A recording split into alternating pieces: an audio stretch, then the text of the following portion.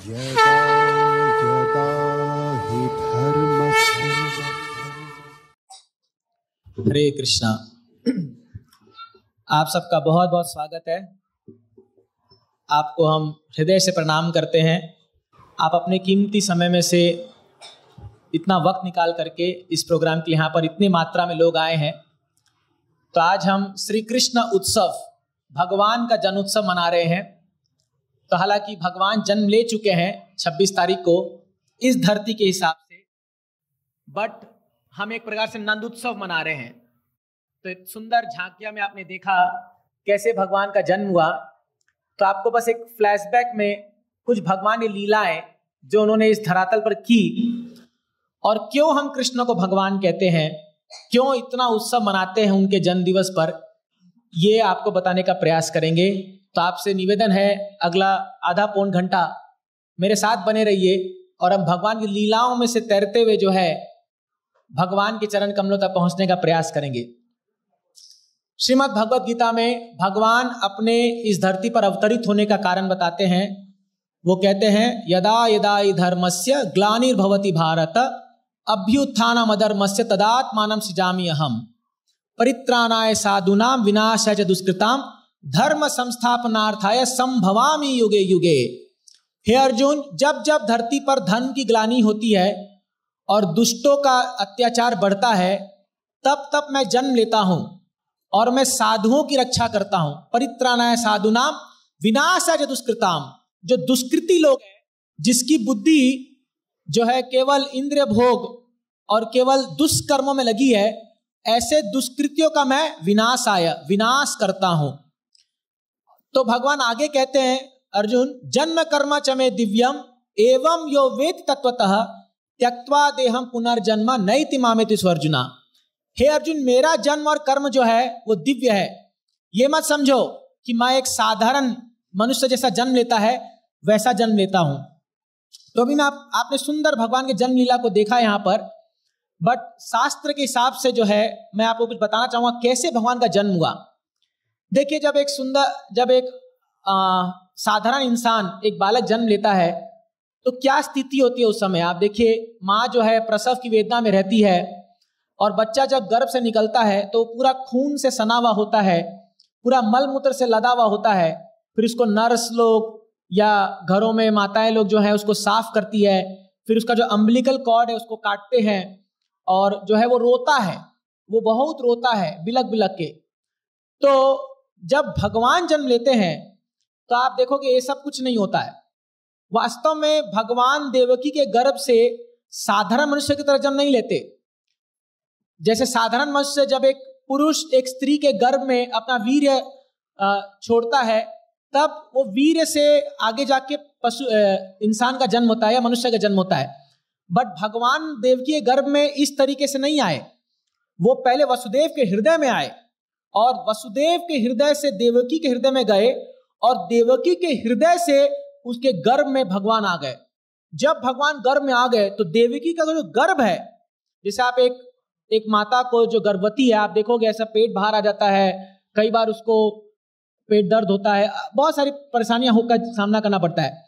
But Devaki का गर्भ जो था, जब भगवान उसमें उतर गए, चमक रहा था पूरा। वो जो, हालांकि देवकी और वसुदेव एक कारागार में थे, वो पूरा कारागार जगमगा उठा था। और आपको पता है, हर दिन देवता जो है वो देवकी के गर्भ में स्तुति करने के लिए आते थे। तो इसीलिए हर दिन जो है वसुदेव और देवकी देखते थे कि अलग अलग प्रकार के लोग आ रहे हैं और उस कारागार में देवकी के गर्भ को स्तुति कर रहे हैं। वो क्या स्तुति कर रहे हैं? हे भगवान, इतने प्रताड़ना सहने के बाद आखिरकार आपने ब्रह्मा जी की प्रार्थना को सुनी, हमारी प्रार्थना को सुनी, और आप आज इस देवकी के गर्भ में उतर गए हो। आप धन्य हो भगवान, अपने भक्तों को रक्षा करने के लिए आप कोई भी रूप में आ सकते हो। तो ऐसे अनेक स्तुति है, श्रीमद् भागवतम में इसका वर्णन है। और फिर जो है देवकी जब भगवान को जन्म देती है तो वो इस तरह जन्म नहीं होता जैसे ऑर्डिनरी बालक का जन्म होता है। जब देवकी जन्म देती है तो भगवान चतुर्भुज धारण करके आते हैं। आपने देखा सुंदर रूप भगवान का। हालांकि यहाँ भगवान थोड़े बड़े साइज के थे, लेकिन जब देवकी के गर्भ से भगवान निकले तो एक बालक थे, बट बालक के भी 4 हाथ थे और उस 4 हाथ में शंख चक्र गदा पद्म धारण किए हुए थे, और वो बालक का शरीर जो था पूरे अलंकार से सुशोभित था। सर पे जो है पूरा हेलमेट एक जो था, मतलब मुकुट था, उसमें बड़े बड़े महंगे दिव्य रत्न जड़े हुए थे। कानों में कुंडल था, गले में वैजंती की माला थी, यहाँ पर जो है श्रीवत्स का चिन्ह था उनके छाती पर, और उनका जो वस्त्र है वो पीला रंग का था, पीतांबर। शरीर जो है मेघ श्यामम, पूरा जो है काले बादल के समान चमकता हुआ, एफलजेंट, इतना आभा निकल रहा भगवान के शरीर से, और शंख चक्र गदा पद्म धारण किए हुए हैं। बट देवकी को देखे, हालांकि देवकी के सामने भगवान प्रकट हो गए, बट देवकी क्या बोलती है, भगवान आप एक छोटे बालक बन जाओ और मैं जो है आपको छुपा लेती हूं, कहीं कंस को पता ना चल जाए कि आप जन्म लिए हो। तो भगवान बोलते हैं, अरे पगली, मैं भगवान हूं, मैं चाहूं तो हजारों सैकड़ों कंस को एक सेकंड में मार सकता हूं। लेकिन देवकी का वात्सल्य प्रेम है, मां का प्रेम है। तो जब एक मां होती है, उसका बच्चा कितना ही बड़ा आईएएस ऑफिसर बन जाए या देश का प्रधानमंत्री बन जाए, जब वो घर आएगा तो माँ उसको क्या करेगी, उसका नून राई करेगी, उसको दही शक्कर खिलाएगी कि मेरे बेटे को किसी की नजर न लग जाए या उसकी रक्षा हो, क्योंकि माँ का हृदय है। तो देवकी उसी वात्सल्य प्रेम में उस बच्चे को देख रही है और बोलती है, बेटा तू जल्दी से छोटा हो जा, इतना चमक निकल रहा तेरे शरीर से, कहीं कंस को पता ना चल जाए, वो आएगा और तेरे को मार देगा। तो बोलता है, माँ तू क्यों डर रही है? नहीं नहीं नहीं बेटा, तू 4 हाथ मत रख, तो वो समझेगा कुछ कोई ऑर्डिनरी व्यक्ति नहीं है, कोई असाधारण व्यक्ति आ गया है। तू 2 हाथ कर ले और तू एकदम साधारण बालक बन जा, तेरे को हम छुपा देंगे। तो भगवान बोलते हैं, ठीक है माँ, तेरी इच्छा है तो मैं ऐसा ही रूप लेता हूं। तब भगवान जो है द्विपाद, 2 हाथ जो है वाले कृष्ण बन के आते हैं और ये सारा आभूषण अलंकार चला जाता है। उसके तुरंत बाद जो है भगवान कहते हैं वसुदेव से, वसुदेव देखो मेरी माँ जो है बहुत घबरा गई है मेरे जन्म से, इसलिए काम करो, मुझे यहां से गोकुल लेके चले जाओ, और गोकुल में जो है वहां यशोदा भी प्रसव की वेदना से जो है अभी पीड़ित है और वो गहरी नींद में है, वहां पर जाके मुझे रख दो और उसकी जो संतान हुई है उसको लेके आ जाओ। अब वसुदेव का फेथ देखिए, इधर देवकी माँ है, माँ वात्सल्य प्रेम में डूब गई है, बट वसुदेव बोलते हैं, भगवान जो आपकी इच्छा वैसा ही होगा। कुछ नहीं प्रश्न पूछते कि अरे भाई मेरे हाथ में बेड़ी बंधे हुए हैं, इतने सारे पहरेदार है, बाहर घंघोर वर्षा हो रही है, यमुना पार करना है, ऐसे कैसे होगा? तो शुद्ध भक्त जो होता है उसको विश्वास होता है, गुरु और कृष्ण ने जो कह दिया वही सच्चाई है। तो तुरंत वसुदेव जो है लेके चलने लगे, तुरंत सारी बेड़ियां खुल गई, सारे द्वार खुल गए, सारे द्वारपाल सो गए, और एकदम भयंकर तूफान, जैसे मुंबई में बारिश होती है ना भयंकर एकदम, तो बाहर बारिश चल रही है। ये टोकरी पे लेकर के वसुदेव, आपने बढ़िया सीन देखा है यहाँ पर कैसे लेके चल रहे हैं कृष्ण को अपने सिर पर उठा करके। अब यमुना जो है वो कालिंदी है, भगवान की पत्नी है, वो चाह रही है कि भगवान के चरण स्पर्श करूं, बड़ा जोर उछाल मार रही है। तो एक बार तो क्या होता है, जब यमुना उछाल मारती है भगवान हाथ से छूट जाते हैं वसुदेव के, और जैसे ही छूटते हैं तो भगवान गिर जाते पानी में। ये पूरा बौखला जाता है, अरे भगवान कहाँ गए, पूरा तेज नदी बह रही है, ये पागल हो जाता है पूरा। बट वो भगवान वहां पर वसुदेव का जो इंटेंस प्रेम है उसको दिखाने के लिए ये लीला करते हैं, और तुरंत वो भगवान को पकड़ता है और एकदम इधर छाती से चिपका करके लेके चलता है। फिर जो है शेष नाग आकर के भगवान के ऊपर उनको रक्षा देता है, और ऐसे करके भगवान वसुदेव जो है भगवान कृष्ण को लेकर के चलते हैं और नंद के घर में जाते हैं। वहां यशोदा मैया जो है प्रसव की वेदना में लेटी हुई है, उनको एक पुत्री उत्पन्न हुई थी, और वसुदेव जो है इस कृष्ण को रखते हैं और पुत्री को उठा करके ले आते हैं। फिर आपने देखा कैसे जब कंस उस पुत्री को मारता है तो योग माया आती है, बोलती है मूर्ख, तेरा काल जो है जन्म ले चुका है गोकुल में, और यहां से भगवान मथुरा में जन्म लेकर के गोकुल आ गए, और अब गोकुल में भगवान की स्टार्ट होती है वृंदावन लीला। वो लीला जो भगवान केवल अपने इस कृष्ण के रूप में करते हैं, जो कोई और अन्य अवतार नहीं कर सकता। लीला इतनी मधुर लीला कृष्ण की भगवान करके दिखाते हैं। तो कृष्ण स्वयं भगवान है, और वृंदावन में भगवान 11 साल 3 महीना रुके थे, और ये 11 साल में जो भगवान ने लीला की है वो ऐसी अद्भुत लीला है कि उसके श्रवण मात्र से एक व्यक्ति को भगवत धाम प्राप्त हो सकता है। केवल सुनने मात्र से वृंदावन में भगवान ने क्या लीला की है। तो भगवान जब केवल 6 दिन के थे तो 6 दिन में ही पूतना राक्षसनी आ गई। ये पूतना भगवान का एक नाम है, अद्भुत कर्मणा। भगवान जो भी कार्य करते हैं बड़ा अद्भुत करते हैं, साधारण व्यक्ति का नहीं करते, तभी तो भगवान है। वो कोई ऑर्डिनरी काम नहीं करते, बड़ा अद्भुत कार्य करते हैं। तो पूतना, उसका शरीर बोलते हैं 12 किलोमीटर लंबा था, 8 मील लंबा पूतना का शरीर, 12 किलोमीटर। अपने स्तन में कालकूट नाम का जहर लगा के आई थी और बड़ी सुंदर स्त्री बन के आई, बड़ी सुंदर। तो पहले जमाने में जो है गांवों में कोई भी जो माता है वो आकर के बच्चे को दूध पिलाती थी। इनफैक्ट हमने भी अपने बचपन में देखा है कि हमारा ज्वाइंट फैमिली था, तो चाची ताई ये सब लोग कोई भी दूध पिला देता था, कोई ऐसा मानता नहीं था। आजकल तो लोग को बहुत इन्फिनिटी कॉम्प्लेक्स हो जाएगा या सुपरिटी कॉम्प्लेक्स हो जाएगा, जो भी है, अरे मेरा बच्चा वो कैसे दूध पी लिया उसका। तो ये जब पूतना एक सुंदर स्त्री बन के आई तो रोहिणी और यशोदा मैया जो है उसको बोली, आओ आओ आओ तुम भी लाला को दूध पिलाओ। तो ये बोलती, हाँ मेरा दूध लाला पिएगा ना, बहुत साल जिएगा ये और बहुत सुंदर बनेगा, बहुत स्ट्रांग, बहुत हुष्ट पुष्ट बनेगा। तो माँ लोग बोलती, लेकिन मेरा दूध लाला को पिलाऊंगी एकांत में, मैं सबके सामने नहीं पिलाऊंगी, मेरे को एक एकांत रूम दे दो, वहां जाके पिलाऊंगी। तो ये लोग बोलते, ठीक है भाई आ जाओ। अंदर लेके जाती है वो और लाला को देखती है। तो इसका नाम था बाल घातनी। ये जो पूतना थी ये खासकर बच्चों को मारने में बड़ी बड़ी क्या बोलते हैं, एक्सपर्ट थी, दक्ष थी। तो जब ये कृष्ण को उठाई अपने हाथ में, तो कृष्ण भी इसको देखे तो इसको भगवान का स्वरूप दिखा, वहां पर उसको अपना काल दिखा। भगवान गीता में कहते हैं, ये यथा माम प्रपद्यन्ते ताम सदैव भजामि अहम। जो जिस प्रकार से मुझे अप्रोच करेगा मैं उसी प्रकार से उसको दर्शन दूंगा। तो पूतना जो है काल के रूप में भगवान को अप्रोच करती है, मारने के लिए आई थी और इसीलिए भगवान उसको काल के रूप में दिखे। लेकिन फिर भी बोलती है कि पी ले बेटा, मेरा दूध पिएगा। मन मन बोल रही है कि तेरा ये आखिरी दिन है, आज केवल 6 दिन के थे भगवान। और पूतना अपने स्तन से लगाती है ये लाला को, तो लाला जो है आंख बंद कर लेते हैं। कृष्ण आंख बंद करते हैं। तो हमारे आचार्यगण बताते हैं क्यों आंख बंद करते हैं। तो कृष्ण सोचते हैं, अरे राम लीला में भी पहले मेरे को एक स्त्री को मारना पड़ा था, ताड़का को मारे थे पहले, अभी कृष्ण लीला में भी एक स्त्री को मारना पड़ेगा पहले। तो भगवान जो है आंख बंद करते हैं, लेकिन फिर जब उसके स्तन को पकड़ते हैं तो जैसे एक बुलडोजर जो है पूरा बोल्डर को पकड़ लेता है वैसे पकड़ते हैं।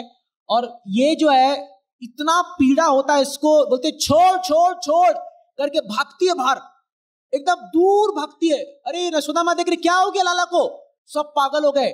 लेकिन ये अपना रूप जो है छुपा नहीं पाती है। तो पूतना का जो हमारे आचार्य बताते हैं, पूतना किसको रिप्रेजेंट करती है, फॉल्स गुरु। जो व्यक्ति गुरु का स्थान पे बैठता है लेकिन गुरु की भूमिका नहीं निभाता, वो पूतना है। और ऐसे बहुत सारे गुरु आजकल चल रखे हैं जो केवल अपने शिष्य को धन या कोई और संपत्ति प्राप्ति के लिए उनको झूठा ज्ञान दे करके उनको भटकाते हैं, उनको कोई नियम नहीं सिखाते, उनको कोई ज्ञान नहीं सिखाते। इसीलिए प्रभुपाद जी ने इस्कॉन संस्था पे आप देखोगे, प्रभुपाद जी सबसे पहले जब भक्त लोग आते हैं तो दीक्षा के पहले उनको नियम, उनको माला जप कराते हैं, ज्ञान देते हैं, भगवता पढ़ाते हैं। जब वो क्वालिफाइड होते तब दीक्षा देते हैं। आप बाकी जगह में जाइए, जैसे मैं एक इस्कॉन में आने से पहले मैं कई अनेक संस्था में जाता था कथा सुनने के लिए। तो मैं एक जगह पे गया, बहुत लाखों की पब्लिक थी, बड़ा बड़ा पंडाल लगा हुआ था। कथा सुने, बाद में अनाउंसमेंट हुआ, जिसको भी गुरु महाराज से दीक्षा लेनी है 300 रुपए की पर्ची कटा लो और आज तुम्हारा दीक्षा होगा। मैं बोला, जानने पहचान, मैं तेरा मेहमान, मैं जानता भी नहीं इस व्यक्ति को, मैं गुरु कैसे मान लूं। तो आप भी देखोगे आजकल कई लोग होते हैं वृंदावन जाते हैं और कोई बाबा जी होंगे उसको गुरु बना के आ जाते हैं और वो कभी नहीं मिलते गुरु जी से। साल में एक बार जाएंगे, गुरु जी को दक्षिणा देंगे, गुरु जी पूछे सब ठीक है, हाँ मेरा घर संसार बहुत अच्छा चल रहा है, सब ठीक है। कोई नियम नहीं सिखाते, कोई ज्ञान नहीं देते हैं और खाली फालतू में गुरु बना के आ जाते हैं, उनको उसका कोई लाभ नहीं है। ये पूतना का, इसलिए पूतना क्योंकि वो एक सुंदर स्त्री बन के आई थी, एक फॉल्स गुरु का रूप लेके आई थी वो, और भगवान उस फॉल्स गुरु को एक्सपोज कर देते हैं। तो भगवान ने जब पूतना का वध किया तो इसका पूरा शरीर प्रकट हो गया, 12 किलोमीटर लंबा था और भगवान इसको दूर ले जाके मारे, क्योंकि अगर ये वहीं गिरती तो सबके घर टूट जाते। एकदम दूर इसको लेके गए और वहां पर इसके प्राण हर लिए, दूध के साथ साथ प्राण हर लिए, और ये धम से गिरती है और भगवान सब डर जाते हैं, क्या हुआ क्या हुआ क्या हुआ। लेकिन भगवान छोटे से बालक पूतना के शरीर पर बैठ के हंस रहे हैं, खेल रहे हैं एकदम। यशोदा माँ तुरंत जाकर के उठा के लाते हैं, फिर कहते हैं पूतना के शरीर को इन्होंने काट काट के इनका अंतिम संस्कार किया, तो वो शरीर राक्षसनी का था, लेकिन फिर भी वो पूतने के शरीर से जो है अगरू का सेंट आने लगा। क्यों? भगवान का स्पर्श हो गया था। भगवान के स्पर्श से जो है पूतना का शरीर से जो है एक सेंटेड परफ्यूम का सेंट आने लगा। और आपको पता है भगवान ने पूतना को क्या स्थान दिया? भगवान ने पूतना को भगवत धाम में अपनी मां का स्थान दिया। यह है भगवान।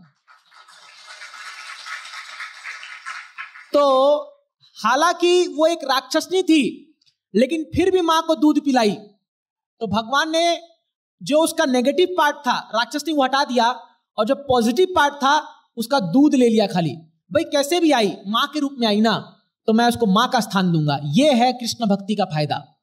हमारे मन में कोई भी भावना हो, चाहे दुष्भावना भी क्यों ना हो, लेकिन आप अगर भगवान के पास आते हो तो भगवान फिल्टर कर देंगे उसको। आपकी जो गंदगी है उसको भगवान बोलेंगे इसको रहने दो, और थोड़ा सा अच्छा गुण है हमारे अंदर, वो भगवान स्वीकार कर लेते हैं। ये है कृष्ण। जैसे आज आप लोग समय निकाल के आए हो, तो आज राधा मदन मोहन जी ने ये नोट कर लिया है, ये व्यक्ति आज 31 अगस्त को मेरे जन्माष्टमी उत्सव में आया था, और यकीन मानिए आपको इस दिन को मनाने का नित्य रूप से इसका फल मिलेगा। ये गारंटीड है, क्योंकि भगवान बड़े दयालु हैं। आप चाहे कोई भावना से क्यों ना आए हो, लेकिन भगवान आपको इसका फल अवश्य देंगे, जस्ट बिकॉज आप यहां आ गए और आप इस भगवान के जन्मोत्सव को मना रहे हो, है ना। कहते हैं भगवान के जन्माष्टमी को अगर कोई मनाता है, शास्त्र में लिखा है, कोई उपवास रखता है, तो उसको 20 करोड़ एकादशी व्रत करने का फल मिलता है। 20 crore Ekadashi, can you imagine. ये है जन्माष्टमी का, इसका जो वैल्यू, इसकी जो महिमा। तो भगवान जो है धीरे धीरे बड़े होते हैं, अनेक लीला करते हैं भगवान, अनेक अद्भुत कर्मना। तो भगवान जो है बड़े होते रहे, इतने सारी लीला है कि बताएंगे तो पूरी रात बीत जाएगी, लेकिन फिर भी जब समय में थोड़ा थोड़ा बताना चाहते हैं। भगवान धीरे धीरे बड़े हुए, और जब से कृष्ण वृंदावन में पैदा हुए तब से जो है वृंदावन में हर एक माँ, हर एक बाबा, हर एक जो ग्वाल बाल, हर एक गोपियां यही चाहती थी कि मैं कृष्ण के साथ कितना समय बिता लूं। तो कृष्ण का टाइम फिक्स था, सुबह उठेंगे तो माँ यशोदा को जो है अपना सानिध्य प्राप्त कराते थे। माँ यशोदा कृष्ण को सुंदर ढंग से जो है सजाती थी, नहलाती थी, बढ़िया कपड़ा पहनाती थी, उसको डॉट लगाती थी, गोपी डॉट, और कृष्ण के लिए टिफिन बना के देती थी, और बोलती थी काना, क्योंकि कृष्ण आते थे ग्वाल चराने के लिए, ग्वाल बाल के साथ।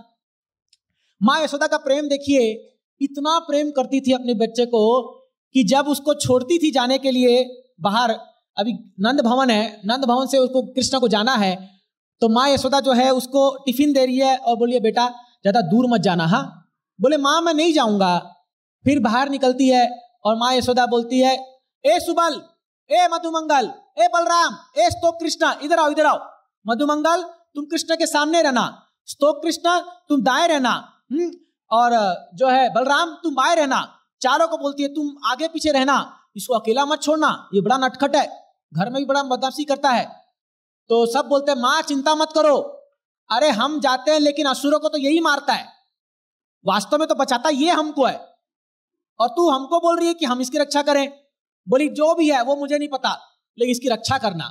फिर कृष्ण जाते हैं, तो यशोदा जो है थोड़ा दूर जाती है, फिर मुड़ के आती है, फिर मुड़ के देखती है, कृष्णा ध्यान रखना बेटा, ज्यादा अंदर मत जाना, जंगल के कांटे चुभ जाएंगे तेरे शरीर में। इतना कोमल शरीर है भगवान का कि मतलब अगर पाउडर, जॉनसन पाउडर में अगर मान लो उसका एक आप उस डब्बे में हाथ डालोगे तो कैसे वो एक बन जाता, डिप्रेशन बन जाता है ना। भगवान इतना कोमल शरीर है, इतना सुंदर शरीर, और इतना कोमल मक्खन की तरह शरीर है भगवान का। माँ यशोदा को डर लग रहा है कि ये जंगल जा रहा है, कुछ हो ना जाए शरीर को। फिर आती है, फिर जाती है, बेटा ध्यान रखना अपना। फिर आती, फिर ऐसे 10 बार आना जाना आना जाना। वो बोलता है माँ मैं चला जाऊंगा ना, इतना क्यों घबरा रही है।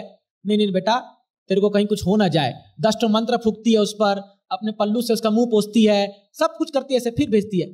फिर जब बाद में अंदर जाती है तो एक मंजिले पे चढ़ करके देखती है कृष्ण कैसे जा रहे हैं अंदर। और कृष्ण जब तक पूरे आखिरी मतलब उनकी परछाई तक खत्म ना हो जाए तब तक देखते रहती है। यह है माँ का प्रेम, यशोदा का वात्सल्य प्रेम।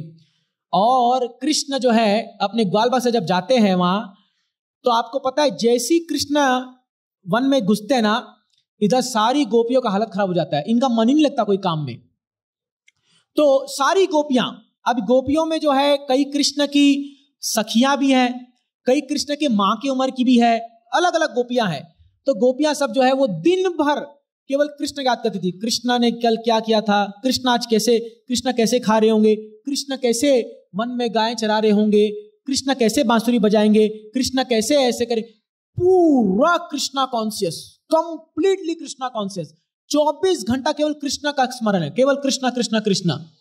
तो ये गोपियां जो हैं एक बार अपने मन में लाया, हाय रे हाय, क्या यशोदा का भाग्य है, मानना पड़ेगा रे, क्या तपस्या की थी ये, जो इसको कृष्ण पुत्र रूप में उत्पन्न हुआ। काश हमारे कोख से भी कृष्ण जन्म लेता। क्योंकि अन्य जो माताएं थी वो इतना प्रेम करती थी कृष्ण से कि जब वो टिफिन बांधती थी अपने बच्चों के लिए तो बोलती थी, बेटा ये लड्डू तेरा और ये स्पेशल लड्डू कृष्ण का, इसको खिलाना। बोलता, माँ मैं खिला लूंगा, चिंता मत करना बेटा, खुद नहीं खाना, ये कृष्ण का है। तो हर एक माँ कृष्ण के लड्डू भेजती थी बना करके, लड्डू पेड़ा जो भी है संदेश। और जब कृष्ण का टिफिन खुलता था तो कृष्ण बोलते थे, माँ ने क्या भेजा दे, तो बोलता था कृष्ण ये ले तेरा। और कृष्ण जो है, कृष्ण मुंह खोलते थे और कृष्ण के मुंह में वो लड्डू डालता था ऐसा, और जब लड्डू पूरा मुंह में आ गया तो उसे मुंह फूल जाता था, फिर पट से मारता था और कृष्ण के मुंह से जो झूठा निकलता था वो कैच करके वो खाता था। महाप्रसादे गोविंदे, ये है ग्वाल बाल जो है वो ऐसे प्रसाद खाते थे वो लोग। तो क्या हुआ, मैं लीला क्यों बता रहा हूं, उसका कनेक्शन है। ये गोपियां जब सोची कि कृष्ण काश हमारा पुत्र होता, तो भगवान सबकी इच्छा पूरी करते हैं। तो भगवान ने बोला ऐसा ही होगा, माताओं चिंता मत करो, एक दिन आएगा तुम सबको मैं जो वात्सल्य प्रेम मैं मां यशोदा को चखाता हूं वो प्रेम मैं तुमको भी दूंगा। तो क्या हुआ, कृष्ण ऐसे ही बैठे हुए थे सभी ग्वाल बालों के साथ, और अभी कई हजार लाख ग्वाल बाल थे कृष्ण के साथ। तो जब कृष्ण वहां बैठे हुए थे तो भागवत में वर्णन है, हालांकि है एक ही कृष्णा, लेकिन सभी गोपाल को क्या लग रहा है, कृष्ण जो है मेरे को पर्सनल डील कर रहे हैं, पर्सनली, मतलब कृष्ण एक के साथ खा रहे, खाली आदान प्रदान कर रहे हैं, बट सबको लग रहा है कि मेरे साथ पर्सनल डील कर रहे हैं।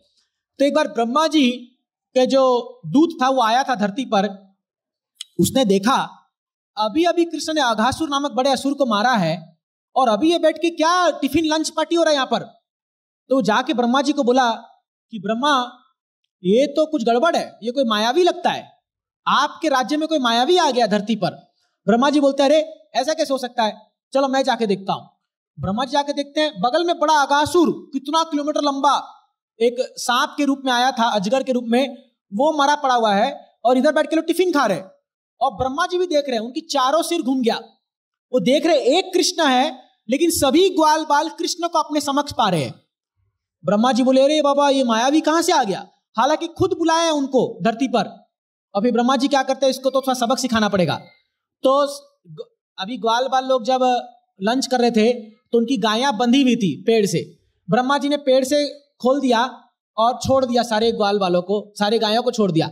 ये सारे ग्वाल बाल भागने लगे, ये बोलने लगे, अरे कृष्णा हमारी गैया, हमारी गैया, हमारी गैया लाओ। तो कृष्णा बोले, तुम चिंता मत करो, मैं जाके लेके आता हूं, तुम लोग सब यहाँ खाना खाओ।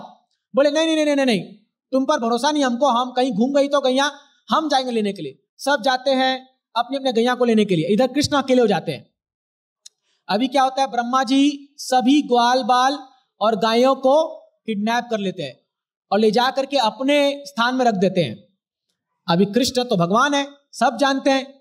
कृष्ण बोले, अरे लो आ क्यों नहीं रहे, बहुत लेट हो गया। फिर भगवान ने अपनी योग माया शक्ति से पता लगाया, बोले अरे बाबा ये तो ब्रह्मा का काम है, ये तो सब चुरा लिया, ये सब ऊपर बैठे हैं। बोले कोई बात नहीं, भगवान अपने आप को हूबहू उतने ही रूप में प्रकाश करते हैं, एक्सपैंड करते हैं जितने ग्वाल बाल और जितने गायें थी, as it is, as it is. और ब्रह्मा जी उनको ऊपर रख के आते हैं, तब तक इधर 1 साल बीत जाता है। और ये जब ग्वाल बाल और गैया जब अपने घर में जाते हैं, आज का दृश्य देखिए, साधारणतः जब कृष्ण ग्वाल बाल के साथ आते हैं तो सबका ध्यान कृष्ण पे होता है। बट आज के दिन सबका ध्यान अपने बच्चे पर है। सब माएं एकदम भर भर के आ रही, उनके स्तनों से दूध निकल रहा है और बच्चे को गले लगा रही, एकदम बार बार चूम रही है, बार बार बार बार बार बार। इवन जो गायें हैं, जिनके बछड़े हैं, वो लोग अपने बछड़ों को बार बार चूम रहे हैं, बार बार चाट रहे हैं उनको। आज नंद महाराज बोली कि तो गजब हो गया, आज वृंदावन में ऐसा प्रेम बह रहा है, पहले कभी देखा नहीं ऐसा। यशोदा बोली सच में आज जो प्रेम की जो धारा बह रही है बड़ा अद्भुत है।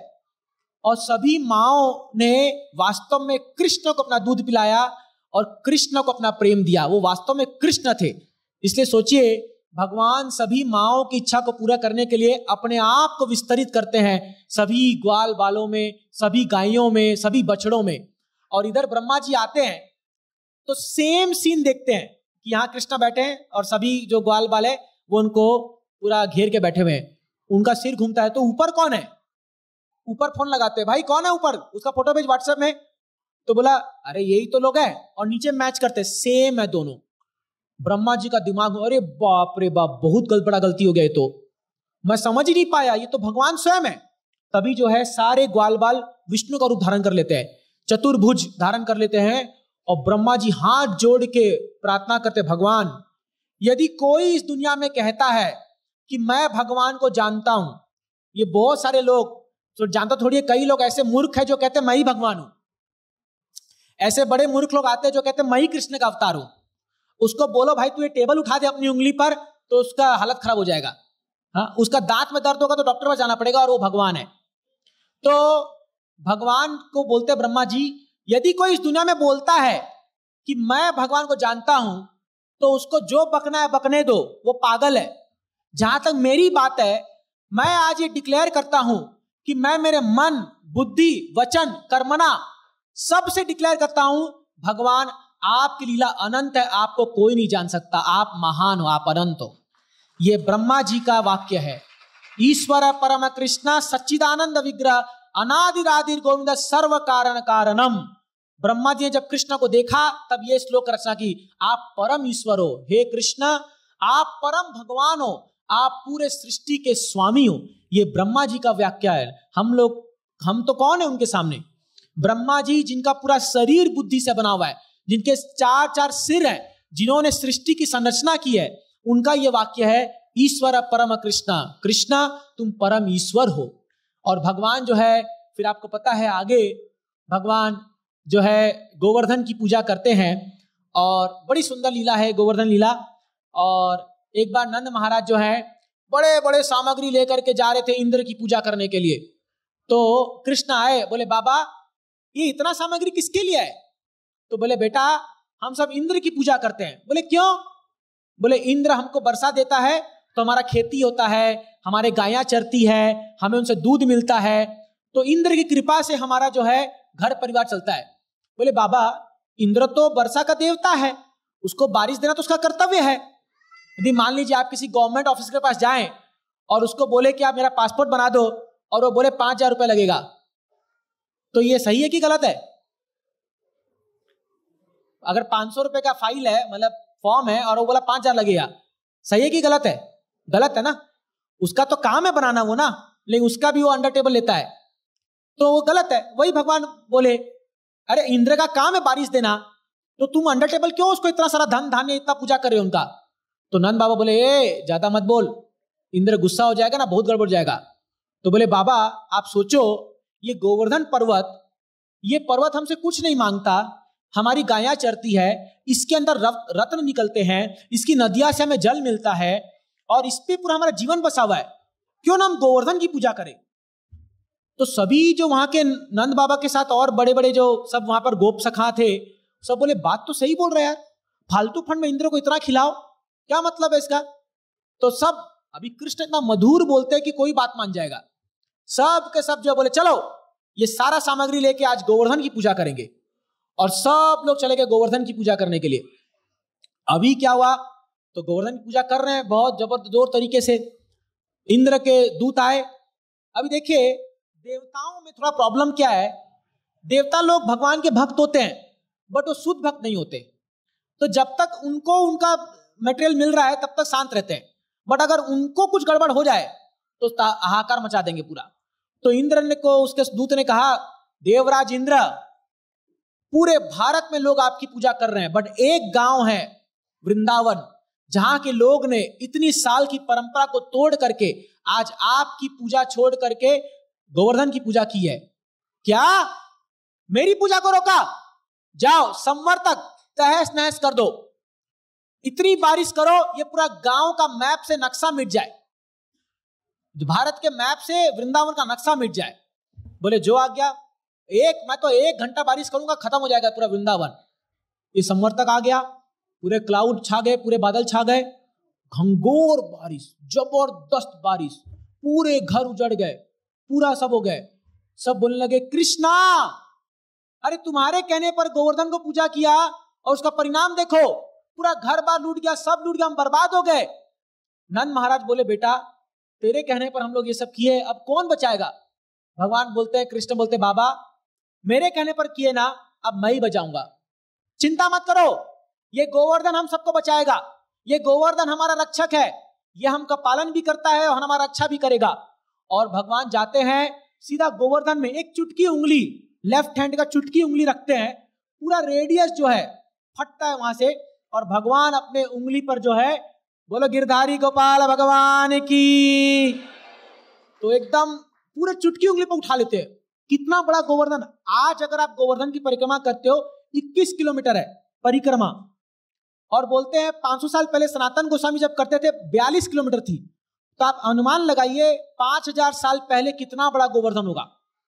तो गोवर्धन उठा लेते हैं भगवान, और सभी व्रजवासी कहते हैं, ए व्रजवासी आ जाओ, ये गोवर्धन नीचे आ जाओ, सब लोग आ जाओ।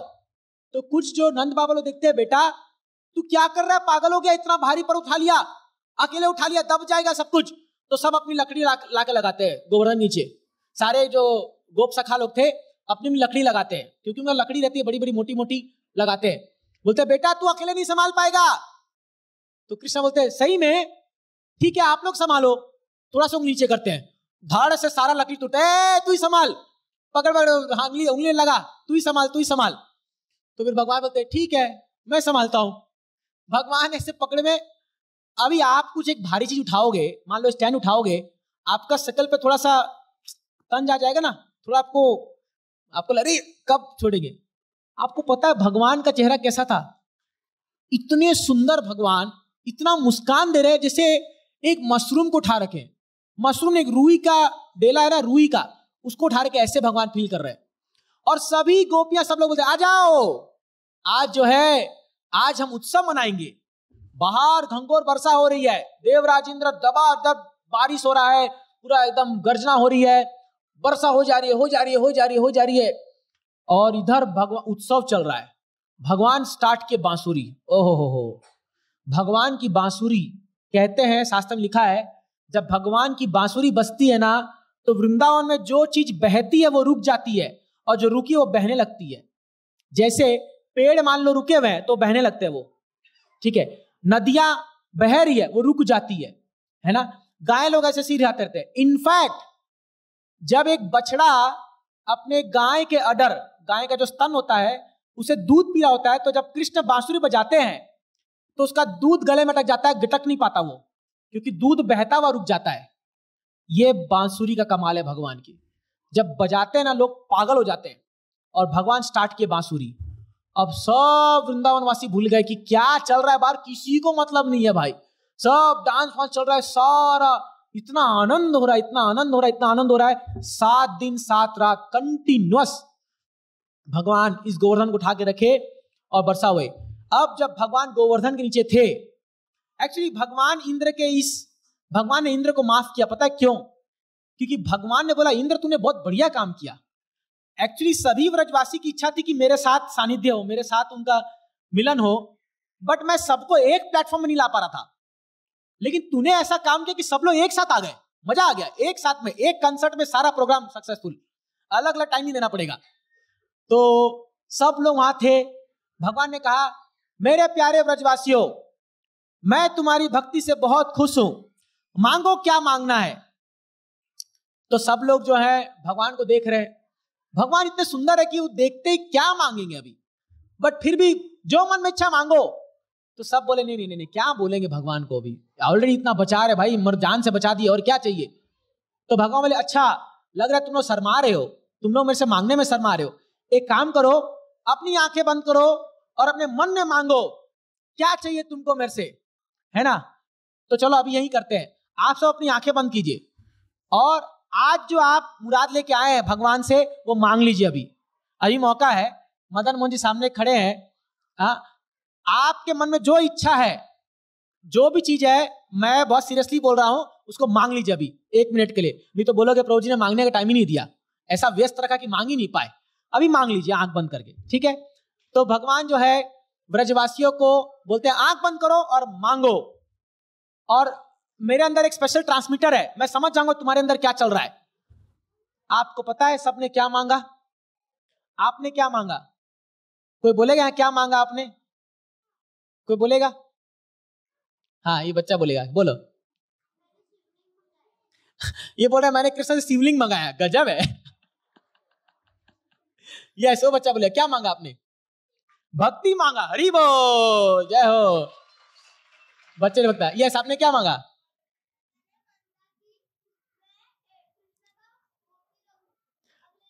अरे बाप रे बाप, ये बच्चे साधारण नहीं है भाई। कौन, किसके बच्चे ये बोल रहे हैं मैं अगले जन्म में कृष्णा गोपी बनूं, ये इन्हें मांगा, गजब है। यस, क्या मांगा आपने? श्री कृष्ण का प्यार मांगा, वाह। देखो बच्चे ही भले, इनका शुद्ध हृदय है, ये लोग क्या मांगा। तो सभी व्रजवासी जो है वो एक ही चीज मांगते हैं, हे भगवान यदि आप हमारी भक्ति से खुश हो तो ये हमारा नंद का लाला ये जहां भी जाए सदा खुश रहे, यही हमारी इच्छा है। सभी व्रजवासियों ने ये मिल के मांगा। इतना प्यार करते थे कृष्ण से लोग, तभी तो व्रजवासी है वो लोग। कभी अपने के लिए कुछ नहीं मांगा, कभी नहीं। पूरे 11 साल भगवान ने बिता दिए वृंदावन में, और एक एक दिन भगवान का जो इतना मधुर, इतना स्नेह, इतना प्यार लबालब भरा हुआ था। लेकिन फिर भगवान की लीला आई, उनको वृंदावन छोड़ के जाना पड़ा।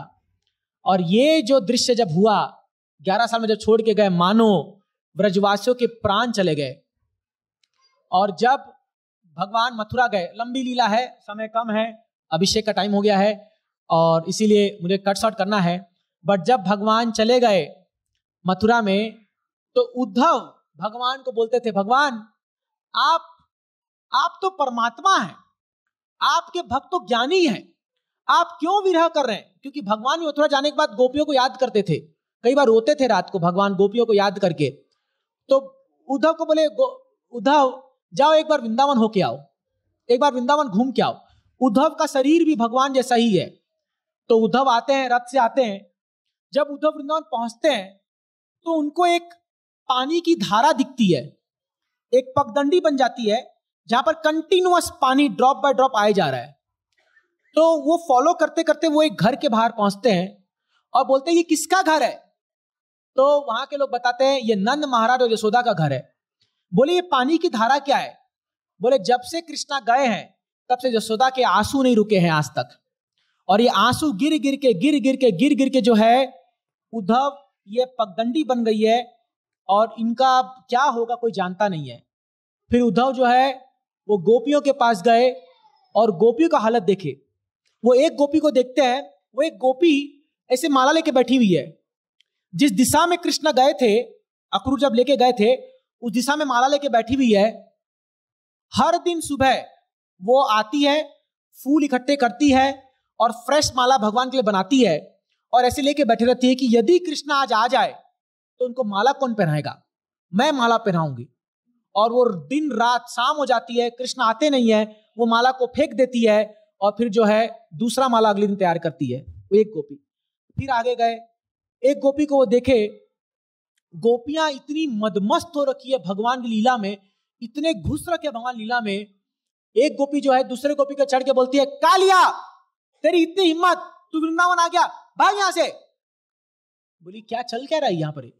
दूसरे पर जाते हैं तो एक गोपी अपना आंचल लेके उठा करती है, बोलती है, ए व्रजवासियों इंद्र से मत डरो, आओ मेरे शरण में आ जाओ, मैंने गोवर्धन उठा लिया है, आज तुमको कुछ नहीं होगा। सभी गोपियां अलग लीला कर रही है। फिर वो राधा रानी को देखते हैं। तो जब राधा रानी को देखते हैं वो एक भंवर से बात कर रही होती है और राधा रानी बोलती है भंवर से, हे भंवर, तू जाके उस कृष्णा को कह देना कि वो मथुरा में जो बड़ी बड़ी महलों की रानियां हैं उनके साथ बड़ा सुख से रह सकता है, लेकिन हमारा तो हृदय यहाँ पल पल पल पल मरा जा रहा है। हाँ, वो बोलते हैं, राधा रानी बोलती है, युगायतम निमेषेन चक्षुषा प्रावसायितम सुन्यायतम जगत सर्वम गोविंद विरहेन में। अरे वो कृष्णा बड़ा सुखी होगा वहां पर, लेकिन यहां तो एक एक पल जो है मुझे एक एक युग के समान लग रहा है गोविंद के विरह में। फिर राधा रानी बोलती है, आश्लिष्य वा पाद्रताम पिनष्टुमाम आदर्श नाम मर्मताम करो तुवा यथा तथा वावदातु लंपटो मत प्राण नाथस्तु सेवना पर। हे भ्रमर, उस कृष्ण जाके कह देना कि चाहे वो हमका आलिंगन करे या हम लोग को अपने पैरों तले कुचल दे, बट जो भी हो वो हमारा प्राणनाथ है, हम नहीं छोड़ सकते उसको, एक पल भी उसके बगैर हम जी नहीं सकते। जब उद्धव ये देखता है गोपियों का प्रेम, आपने देखा शुरू में बच्चों ने एक सुंदर लीला किया, गोपियों का भाव, उद्धव बोलता है, उद्धव जब जाता है कृष्ण वापस, तो उद्धव पागलों हो जाता है पूरा भक्ति देख करके। और जब पहुंचता है कृष्ण के पास तो कृष्ण पूछते, उद्धव क्या देखा? बोला, कृष्णा आज मैं भक्ति देखा। भक्ति क्या होता है? तो उद्धव क्या चाहते हो? तो बोलते हैं, कृष्णा यदि मेरा अगला जन्म होए और ब्रह्मा जी मुझे कोई जन्म दे तो मेरी एक अभिलाषा है, मेरी ये अभिलाषा है कि मैं वृंदावन में एक तिनका बन के पैदा हूं, एक घास का टुकड़ा बन के पैदा हूं, ताकि जब गोपियां कृष्ण के विरह में भागे तो उनके चरणों का धूल मेरे सिर पर गिरता रहे, यही मेरी इच्छा है। यह है गोपियों का प्रेम। इसलिए कभी भी भूल कर भी गोपियों को साधारण स्त्री, जैसे लड़का लड़की का कोई यहां रिलेशन होता है इस दुनिया में, भूल से भी अपराध मत कीजिए। गोपियां इतनी उच्च कोटि की भक्त है कि सुखदेव गोस्वामी, चैतन्य महाप्रभु जैसे बड़े बड़े सन्यासी लोग उनका गुणगान करते हैं। तो हम लोग बहुत, हमारी क्या एक प्रकार से हम हैसियत कह सकते हैं, हम गोपियों के बारे में चर्चा करें, हमारी तो वो हैसियत भी नहीं है। इतने महान भक्त है गोपियां, है ना। तो इसीलिए क्या है, भगवान जब जाते हैं ऐसे मथुरा, और फिर मथुरा में भगवान जाके कंस का वध करते हैं और फिर जरासंध से युद्ध होता है, और भगवान जो है मथुरा से, फिर मैं बहुत शॉर्टकट में जा रहा हूं, फिर भगवान जो है वो मथुरा से द्वारका आते हैं, और द्वारका में भगवान जो है बहुत सुंदर लीला करते हैं। हरे कृष्णा, कुछ आवाज आ रहा है। तो भगवान जो है मथुरा से द्वारका आते हैं, और जब द्वारका में आते हैं तो द्वारका में जो है उनकी 8 पटरानियां होती है, रुक्मिणी, सत्यभामा, नागनी जीती, और ऐसे करके फिर 16,100 रानियां से विवाह करते हैं।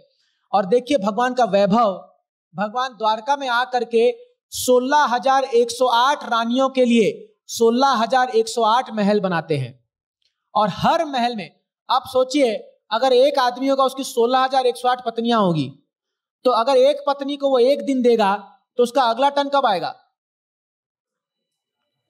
16,108 दिन कितना साल होता है? 365 दिन, एक साल हो गया, ठीक है। इंटू 10 करो, 3,000 लगभग जो है 10 साल हो गया। हाँ, तो 3,000 इंटू 5 मतलब 50 साल बाद उसका टर्न आएगा। तब तक तो बाल सफेद हो गए होंगे, दांत टूट गए होंगे, पहचान भी नहीं पाएंगे, कौन है भाई तू? अरे तुम्हारी पत्नी 50 साल पहले मिली थी। यह हाल होगा ना, क्योंकि आजकल लोगों को बड़ी समस्या है कि कृष्ण की इतनी पत्नियां क्यों थी। प्रॉब्लम ये नहीं है, प्रॉब्लम ये कि मेरी एक ही क्यों है, समझ रहे ना। तो तुम जो है इतना शादी करो और हमको एक में रोक दिया, तो बड़ा लोग ईर्ष्या करते हैं। बट भाई कैपेसिटी भी देखो मेंटेन करने की, आपकी तो एक ही में हालत टाइट है, तो आप कैपेसिटी तो देखो। तो भगवान 16,108 रानियों को 16,108 महल में रखे थे, और भगवान अपने आप को 16,108 रूप में जो है विस्तरित कर रखे थे, और 16,108 रूप में जो है सभी के घरों में, प्रभु don't recite, disturb, some noise is coming. 16,108 रानियां जो है 16,108 घरों में वो एक साथ घुसते थे। 16,108 रूप में अपने आप को विस्तरित कर रखे थे और एक साथ घुसते थे, और एक साथ उससे बाहर निकलते थे और बाहर निकल के एक होकर के फिर आगे जाते थे। और नारद मुनि ने यह दृश्य देखा कि भगवान जो है कैसे एक साथ 16,108 रानियों के साथ गृहस्थ जीवन का पालन कर रहे हैं। कहीं पर वो बच्चे को खिला रहे हैं, कहीं पर वो अपनी पत्नी के साथ वार्तालाप कर रहे हैं, कहीं पर गायों का दान दे रहे हैं, कहीं पर शास्त्र का अध्ययन कर रहे हैं। भगवान एक साथ जो है 16,108 रानियों को जो है एक साथ जो है उनका पालन कर रहे हैं और गृहस्थ जीवन का पालन कर रहे हैं। जब नारद मुनि ने देखा, बोले भगवान मान गए, आप क्या लीला करते हो, आपकी लीला अद्भुत है, कौन ऐसा कर सकता है लीला। तो भगवान बोलते नारद, ये जो मेरी लीला है ये केवल मैं जो है अपने शुद्ध भक्तों को ही इसका दर्शन देता हूं। इसलिए मैंने आपको पहले एक श्लोक कहा, जन्म कर्म चमे दिव्यम एवं यो वेति तत्वतः। अगर आप तत्वतः में जान जाओगे कृष्ण की लीला को सच्चाई में, तो भगवान क्या बोलते हैं, जन्म कर्म चमे दिव्यम एवं तत्वा देहम पुनर्जन्म नैति मामेति स्वर्जुना। केवल कृष्ण की लीला को तत्व में जानने से आपको दोबारा धरती पर जन्म नहीं लेना पड़ेगा, आप सीधा भगवत धाम को प्राप्त करोगे केवल जानने से। समझ रहे? आप किसी बॉलीवुड फिल्म के एक्टर एक्ट्रेस के बारे में जान लोगे तो कुछ नहीं मिलने वाला, माथा ही खराब होने वाला है, घर में झगड़ा होगा उससे। और बट कृष्ण की लीला को जान लोगे, यह आपका आखिरी जन्म है और आप डायरेक्ट भगवान के धाम पहुंचोगे इस जन्म को प्राप्त खत्म करने के बाद। ये बेनिफिट है, इसीलिए कृष्ण कथा सुनना चाहिए। जितना हो सके अपने कानों में कृष्ण कथा को डालिए। ये ऐसी पावन कथा है जो आपके पूरे शरीर को शुद्ध बना देगी। भागवतम के में कहा गया है, जो भी भागवतम की कथा को सुनता है 3 चीज उसके जीवन में आ जाती है। क्या? शोक मोह, यस्याम वैश्रमानायाम कृष्णे परम पुरुषे भक्तिर उत्पद्यते पुंसाम शोक मोह भयापहा। जो व्यक्ति श्रद्धा से श्रीमद् भागवतम को सुनता है उसके जीवन से शोक खत्म हो जाएगा, लैमेंटेशन, जो भी दुख है खत्म हो जाएगा, उसके जीवन से मोह खत्म हो जाएगा और उसके जीवन से भय खत्म हो जाएगा। देखिए, प्रत्येक व्यक्ति को जीवन में अपने पूर्व काल का शोक रहता है।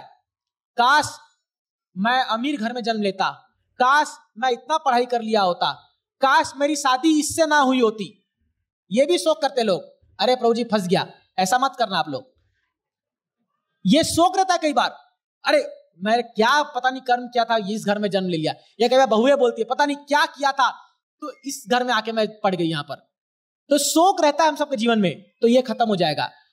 प्रेजेंट टेंस का मोह रहता है, मैं शरीर हूं, ये मेरा है, ये मेरा है, मोह में जीते रहते हैं, ये खत्म हो जाएगा। और भविष्य का भय रहता है, अगर कल ऐसा नहीं हुआ तो क्या होगा, अगर मैं कमा नहीं पाया तो क्या होगा, अगर इसको कुछ हो गया तो क्या होगा, ये भय रहता है। तीनों चीज आपके जीवन से खत्म हो जाएगी केवल भागवतम सुनने मात्र से। आप समझिए, इतना बड़ा बेनिफिट आपको मिल रहा है और इतना इजीली मिल रहा है, फ्री में मिल रहा है आपको श्रीला प्रभुपाद की कृपा से। इसीलिए श्रीला प्रभुपाद जी ने इस इस्कॉन इसकी स्थापना की है, इस्कॉन की। क्यों?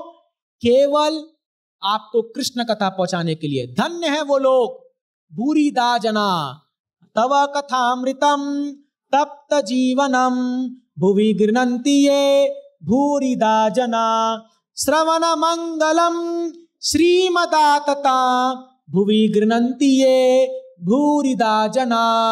ये गोपियां गाती है कृष्ण के लिए, हे कृष्णा तव कथामृतम, आपकी कथा अमृत के समान है। तप्त जीवनम, इस संसार में जो लोग तप रहे हैं अपने पारिवारिक प्रॉब्लम को लेकर के, फाइनेंशियल प्रॉब्लम को लेकर के, अपने शरीर के प्रॉब्लम को लेकर के, मन के प्रॉब्लम को लेकर तप रहे हैं हम सब लोग। 3 प्रकार के क्लेश हमको बार बार, आदि दैविक, आदि भौतिक, आदि आध्यात्मिक सताए जा रहे हैं। मन कंट्रोल में नहीं है, इंद्रिया कंट्रोल में नहीं है, हमारे रिलेशनशिप खराब होते जा रहे हैं। ये जो तपना है तो क्या बोलते हैं? तप्त जीवन। ऐसे तपते हुए लोगों को आपकी कथा जीवन दान देती है। जैसे मैं हमेशा कहता हूं, आप मान लो एकदम मेहनत करके ट्रेन पकड़ने जा रहे हो और पूरे पसीने से लबालब भर चुके हो और आपके हाथ में बड़े बड़े सूटकेस है, लेकिन जब आप एसी कोच में घुसते हो तो जो ठंडक महसूस होती है ना, आनंद आ गया। ऐसे ही जब कोई तपता हुआ व्यक्ति किसी कृष्ण कथा में आ जाता है और कृष्ण गुणगान सुनता है तो उसको ऐसा आराम मिलता है, आनंद आ गया। इसीलिए कई बार जब लोग इस आनंद को महसूस करते हैं तो वो सो जाते हैं, क्योंकि इतना रिलैक्स लगता है कि उसको इतना होता है यार मजा आ गया। एक तो एसी भी चल ही रहा है वैसे यहाँ पर भी। तो भगवान की कथा है, तो गोपियां क्या कहती है, श्रवण मंगलम, इसको सुनने से व्यक्ति का केवल मंगल ही होता है, केवल मंगल ही मंगल होता है। श्रीमदातताम, और उसके जीवन में सारा ऑपुलेंस, श्री मतलब लक्ष्मी, उसका भरपूर संचार होगा। भुवि गृहंति भूरी दाजना, अरे उन लोगों का हम गुणगान करते हैं जो आपकी इस कथा को गांव गांव में जाकर के बांटते हैं। बड़े महान है वो लोग, बड़े महान ऐसे भक्त जो आपकी कथा को दूर दराज में जाके बांटते हैं। तो ऐसे महान भक्त है Shrila Prabhupada, his divine grace, A C भक्ति वेदांत स्वामी श्रीला प्रभुपाद की। देखिए प्रभुपाद जी ने 7 समुंदर पार करके उन म्लेच्छो यवनों जिनको कृष्ण का नाम भी नहीं पता था, उनको जाकर कृष्ण कथा दिया और उनको शुद्ध भक्त बना के वापस भारत ले आए। देखिए ये का महान काम प्रभुपाद जी ने किया है। उनका गुणगान हो जा रहा भागवतम में, कितने महान है वो भक्त। 70 साल की आयु में जलदूत जहाज में जा करके 2 हार्ट अटैक आया, और लेकिन अकेले, पास में पैसा नहीं, कोई परिवार नहीं, कुछ नहीं, अकेले अमेरिका में जाकर के प्रचार करके इतनी बड़ी संस्था का स्थापना कर दिया। कितना गुणगान करे से महान आचार्य का। आज ऐसे जन्माष्टमी लाखों जगह बन रहा है, जैसे हम मना रहे ना, अलग अलग जगह जन्माष्टमी बन रही है। उसका श्रेय अगर जाता है वो केवल एक व्यक्ति को जाता है, वो है श्रीला प्रभुपाद, श्रीला प्रभुपाद की। तो इसीलिए हम बड़े भाग्यशाली हैं, हम ऐसे इस्कॉन के संपर्क में आ रहे हैं। देखिए आपके जीवन का जो है, आपके भाग्य का दरवाजा खुल रहा है, आप इस्कॉन से जुड़ रहे हो। मेरी बात को याद रख लेना, जैसे प्रभु जी ने कहा हम लोग NIT से पढ़े हुए हैं, तो जब हम पढ़ाई कर रहे थे और हमारा गीता लगी, तो मेरी बचपन से इच्छा थी कि दुनिया में वो करके दिखाऊंगा जो सबसे ऊंचा चीज है। तो बचपन लगता था कि बहुत पैसा कमा लेंगे तो हम सबसे बड़े बन जाएंगे।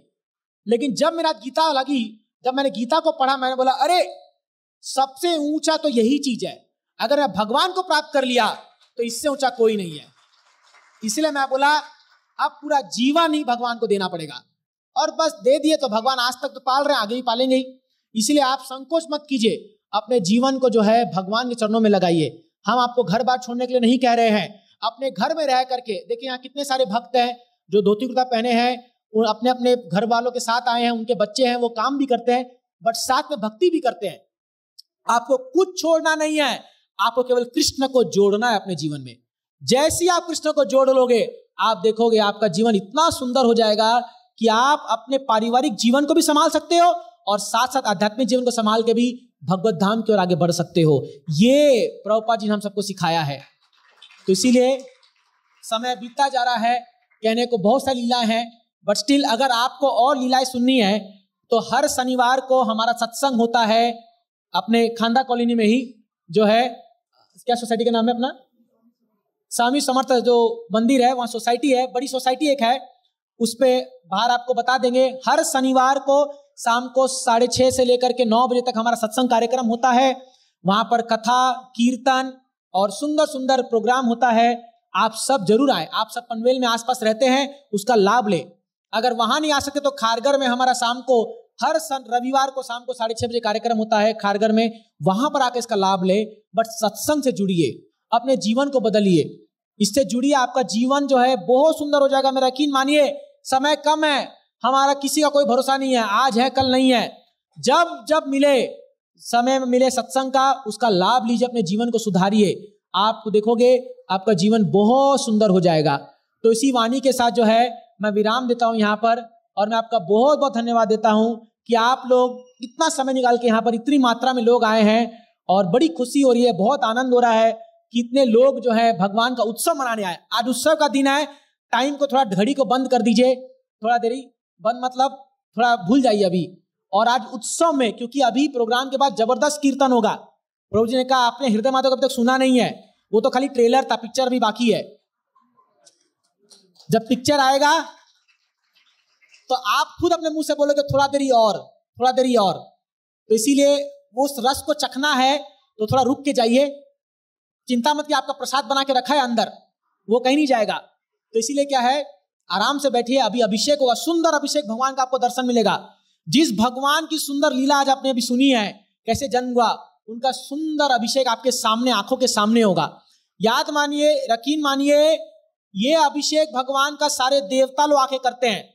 जहां जहां कृष्ण जन्माष्टमी का अभिषेक होता है, सारे देवता, ब्रह्मा, नारद मुनि सब प्रकट हो जाते हैं। आपको दिखेंगे नहीं, बट अदृश्य रूप से वो वहां आते हैं, क्योंकि भगवान का अभिषेक हो रहा है, सारे देवता आएंगे। तो इसीलिए आपके सामने ये क्षण आ रहा है, आप बड़े भाग्यशाली हैं, आपको ये मौका मिल रहा है। तो आप सबका पुनः बहुत बहुत धन्यवाद। श्री कृष्ण जन्माष्टमी महामहोत्सव की, श्रीला प्रभुपाद की, निताई गौर प्रेमानंदे। बोलो जय जय श्री राधे, जय जय श्री राधे, जय जय श्री राधे श्याम। आप सबको मिले वृंदावन धाम। हरि बोल।